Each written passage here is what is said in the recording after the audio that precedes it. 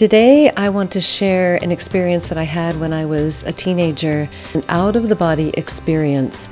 And just that idea, it gave me that experience at a fairly young age. I was probably 17, 18 years old, of the fact that we have an existence and consciousness that is not connected directly to our physical bodies.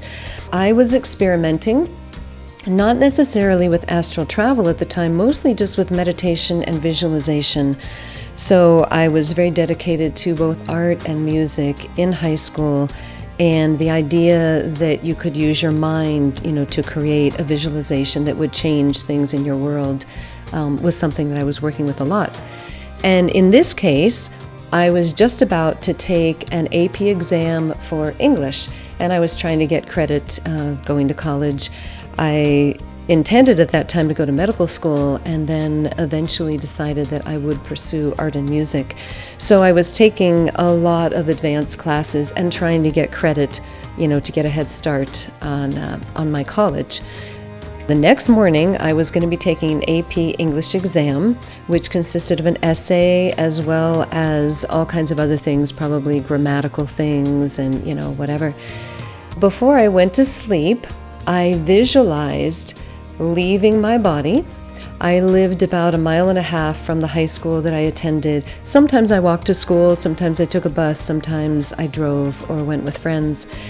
But there was a particular path, about 1.5 miles, that I would always go if I was walking. So I visualized myself going down the street, going around the pond, going through the different places in the housing areas, going to the street where the high school was, walking down the street.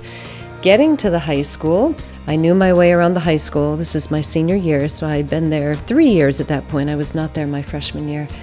And so I knew the school, saw myself going down the hallway, saw the room where I knew the exam was going to be given, slipped under the door, went into the desk, sort of looking around in my mind in the room and thinking, now where would the test be located? And I thought, it's probably in the teacher's desk. So the last thing I remembered before I fell asleep was just in my mind slipping into the drawer on the desk. And then everything went black. I was asleep. So I wake up the next morning, forgot all about this. And I was getting ready for school. So my sisters and brother and I were all in high school at the same time, where my mom had 4 kids in 3 years, twins, one set of twins. I was going to high school, and there were always somebody was honking the horn for somebody else because we were all going to be late if one of us was late.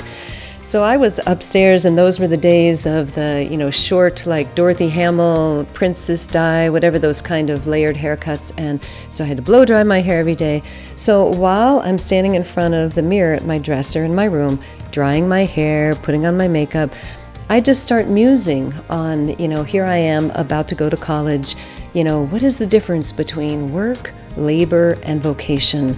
Just as, a mental exercise. And, one of them is more mission-oriented. The other might involve different physical aspects. Labor could be physical labor, working in construction. And then vocation, of course, is the one that's more like a mission.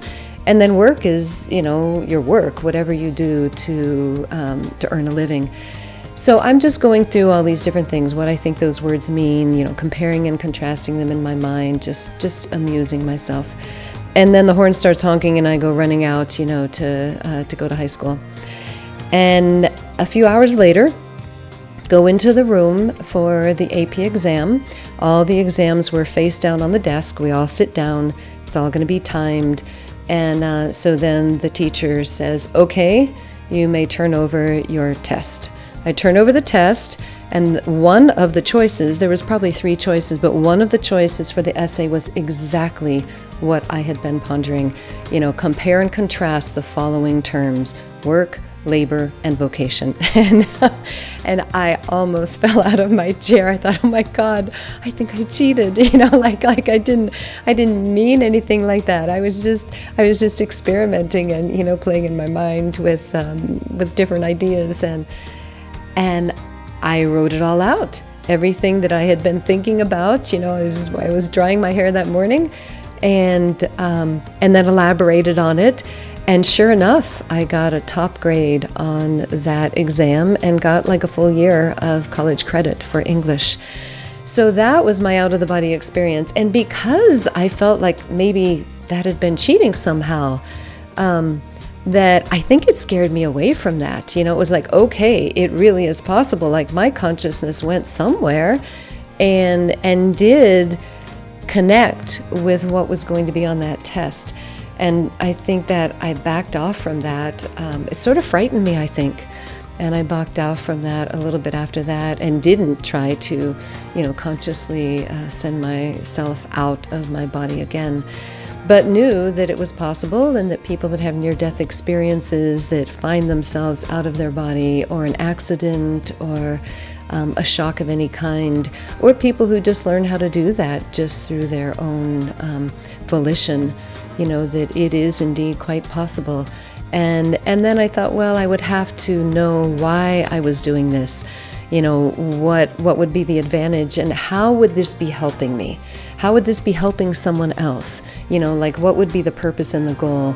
Because I wasn't interested in, quote, psychic experiences just for the sake of them. It was more, if this is soul development that can be used in service, then, how could that be helpful? And obviously there are people who are able to do that and do render service out of their body, people that can bilocate, for example. But I did not continue to develop that. But it was a good experience just because I know that it is a real thing. It absolutely is a real thing, and your consciousness does not have to be where your body is. So hope you enjoyed that little story. Have a beautiful day. Namaste.